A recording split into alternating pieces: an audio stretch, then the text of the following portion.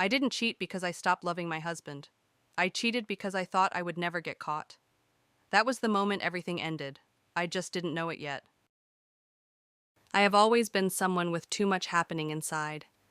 My thoughts never stood in neat lines. They crowded each other, overlapping, demanding attention all at once. I felt things in color and motion, not in order. Silence made me restless. Routine made me feel smaller than I was. I didn't see that as a flaw. I thought it meant I was alive. My husband lived differently. His world was quiet and beige, measured and predictable. He woke up at the same time every morning, folded his clothes the same way, planned his weeks before they began. Being with him felt safe, not exciting, safe. At first, I mistook that safety for balance. I thought we completed each other. My chaos softened against his structure. His calm steadied my noise. People said we worked well together, and I believed them. What I didn't realize then was that balance slowly turned into containment, and I didn't notice the moment when I stopped expanding and started fitting myself into his order. Our life looked perfect from the outside. We had habits, shared responsibilities, quiet evenings that passed without conflict. We rarely fought. We rarely raised our voices. Everything functioned. But function is not the same as feeling. Over time, I learned how to take up less space. I spoke more carefully. I chose words that wouldn't disrupt the calm. I edited myself before he ever needed to. It wasn't something he demanded outright. It was something I learned by watching his reactions. The slight pause, the polite silence, the way chaos made him uncomfortable. I told myself this was maturity, that passion naturally fades into routine, that marriage was supposed to be steady, not loud. Still, there were moments, small, quiet ones, when I felt invisible even while sitting right next to him, like I was present, but not fully seen. I didn't blame him. He never did anything wrong. That made it harder.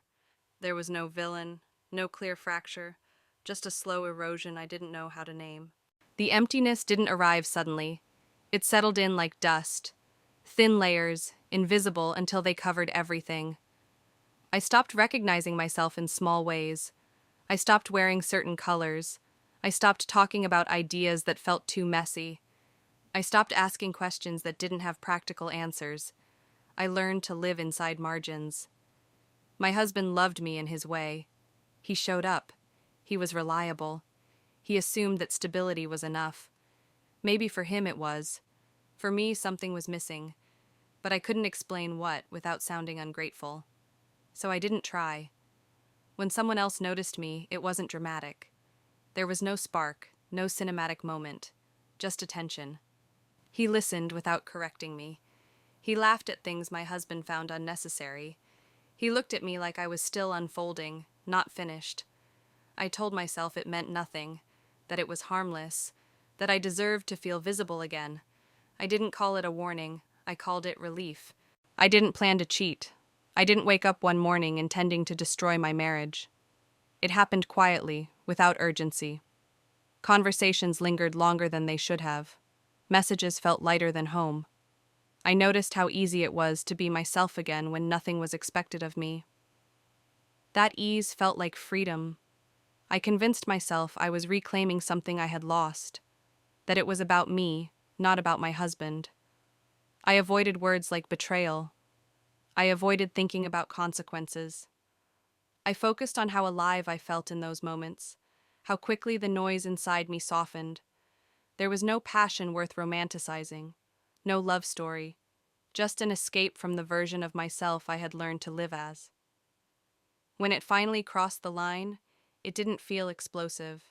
It felt muted, almost disappointing. I remember thinking that this was it, that this was the thing I had been missing. What I didn't realize then was that I wasn't finding myself. I was just avoiding the truth.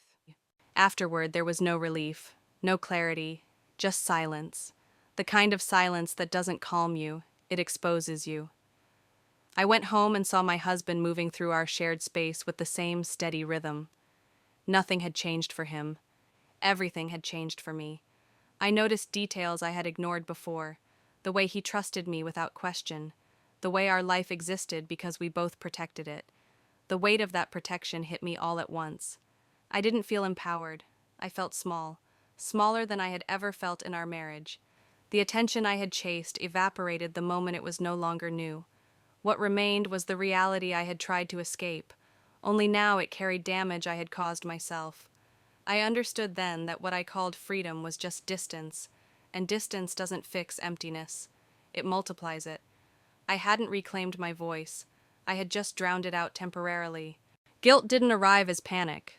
It arrived as clarity. I saw my actions without excuses, without metaphors, without the comfort of self-justification. My husband had not trapped me. He had not silenced me. I had chosen quiet over honesty. I had chosen avoidance over conversation. I had chosen the illusion of being seen over the work of being known. That realization was unbearable because it left me without someone to blame. I wanted to believe my mistake meant something profound, that it revealed a hidden truth about my marriage. But it didn't. It only revealed my unwillingness to face discomfort directly. Cheating didn't solve anything.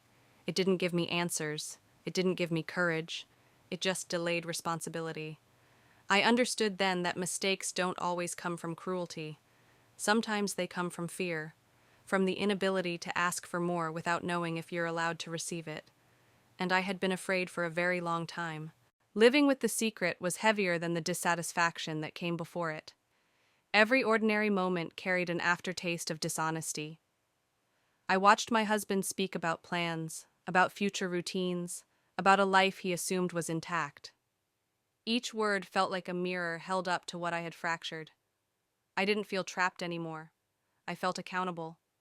I realized that the version of myself I missed, the loud, colorful, expansive woman, was never taken from me. I had slowly abandoned her to keep the peace, and instead of reclaiming her honestly, I had betrayed the one person who trusted me the most. That truth didn't free me, it grounded me. I saw how easy it is to mistake attention for understanding, how dangerous it is to seek validation instead of communication. The mistake wasn't falling for someone else. The mistake was believing that escape could replace responsibility. There was no redemption in that. Only the knowledge that some choices cannot be undone, only acknowledged. I stopped romanticizing what happened. I stopped telling myself it was inevitable. It wasn't. It was a decision I made because it was easier than speaking up, because it allowed me to avoid the risk of being misunderstood, rejected, or asked to change. I began to see my marriage clearly, not as a prison, not as perfection, but as a structure I had participated in building. I had helped create the silence I resented. That realization didn't absolve me. It stripped me of illusions. I understood that growth doesn't come from secrecy. It comes from exposure, from difficult conversations, from staying present when discomfort arrives. I didn't feel proud of myself. I didn't feel stronger. I felt honest. And honesty, I learned, is not empowering in the way stories promise. It's heavy. It demands ownership without applause. I had made a mistake, not a poetic one, not a necessary one, just a human one, with consequences that belonged entirely to me. I don't tell this story to justify myself. I tell it because it's easy to mistake silence for oppression and restlessness for truth. I thought I had lost my voice. In reality, I had avoided using it where it mattered most. Cheating didn't make me braver. It revealed how afraid I was to ask for change directly. I learned that responsibility doesn't arrive with drama. It arrives quietly, when you stop running. My husband remains a part of this story not as a villain, but as a reminder of what trust looks like when it's unguarded, and how fragile that trust really is. I don't believe mistakes define us forever, but they do clarify who we are willing to become afterward. What I did didn't fix my life. It fractured it, and understanding that was the moment I stopped lying to myself. Sometimes the hardest realization is not that you were hurt, but that you were the one who caused the harm. I used to think being too much was my problem. Now I know the real problem was not knowing how to hold that too much with honesty. I don't see myself as a victim of routine anymore. I see myself as someone who made a choice instead of a conversation. There is no triumph in this ending, No empowerment arc, just awareness. I learned that mistakes don't always teach you how to move forward. Sometimes they only teach you what not to do again. If I could rewrite the past, I wouldn't choose differently. I would speak earlier. I would risk discomfort instead of betrayal. I understand now that being seen by someone new is easy. Being known by someone who has watched you change is harder. What I did was an error born from avoidance, not desire. And living with that truth is quieter than guilt, heavier than regret, and more honest than any excuse I ever made.